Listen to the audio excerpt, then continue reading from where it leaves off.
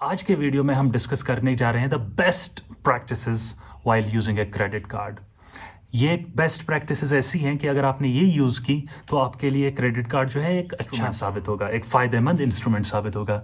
लेकिन अगर आपने ये पॉइंट्स इग्नोर किए तो क्रेडिट कार्ड जो है ना आपके लिए एक ईवल बन जाएगा, आपके लिए एक बड़ा सा एक बार बन जाएगा जिसको आप कभी चुका नहीं सकते। Let's dive in. सबसे पहली प्रैक्टिस है कि आप क्रेडिट कार्ड के थ्रू सिर्फ उतना ही पेमेंट करेंगे जितना आपके पास एक्चुअली पैसा है या आएगा, यानी कि अपनी हैसियत से ज़्यादा क्रेडिट कार्ड को यूज़ ना करें, आपके पास ताकत हो। एंड सेकंड प्रैक्टिस इज पे ऑलवेज इन फुल। देखिए, जब आपके पास मंथ के बाद यूजुअली 50 डेज का एक टाइम रहता है आपके पास पे करने का, एक महीने की बिल बनती है, उसके बाद 20 दिन का टाइम होता है वो पे करने के लिए। इन 50 दिनों के अंदर अंदर अगर आपने पेमेंट किया तो आपको कोई भी इंटरेस्ट नहीं देना है इसके ऊपर। आपने 10,000 की शॉपिंग की तो 10,000 का ही पेमेंट आपको देना है। लेकिन अगर आपने इस वक्त फुल पेमेंट नहीं की, आपने एक स्मॉल पेमेंट की, जो कि क्रेडिट कार्ड कंपनीज एक ट्रैप देती रहती हैं कस्टमर्स को, यू पे just this amount of money and the rest in EMI या इंटरेस्ट बेसिस पे, ये एक ट्रैप है। तो इस ट्रैप से बचने के लिए आप क्या करेंगे, आप फुल पेमेंट करेंगे, ऑन टाइम करेंगे। Full payment on time. क्यों?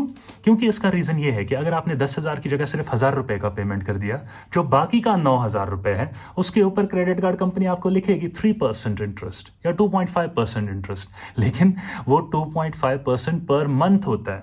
3% per month, 3 into 12 36, that is 36% interest. Just imagine, that is criminal, it's horrible.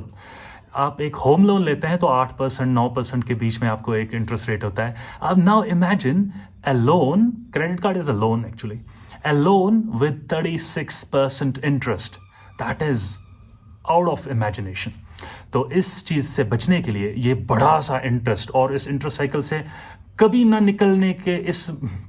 ना निकलोगे आप, इससे बचने के लिए what you will do, you will always pay on time and you will pay in full. Similarly एक और ट्रैप है क्रेडिट कार्ड्स का, दैट इज EMIs। आपने 2 लाख रुपए की कोई चीज खरीदी and then credit card companies will give you an offer of EMIs। लेकिन ये EMI जीरो कॉस्ट EMI नहीं होती है, जो लिख के आता है ना कि zero interest EMI, actually zero नहीं होता है। इसके ऊपर सर्विस चार्ज, ये चार्ज, वो चार्ज, कन्वीनियंस चार्ज, ये लगा के कुछ ना कुछ अमाउंट तो बढ़ ही जाती है। तो EMIs को अवॉइड करें to the best possible extent। EMI offers on credit cards को avoid करें because that's not 0% actually. There is some cost associated with the EMIs. That's it, curious minds. That's it for today.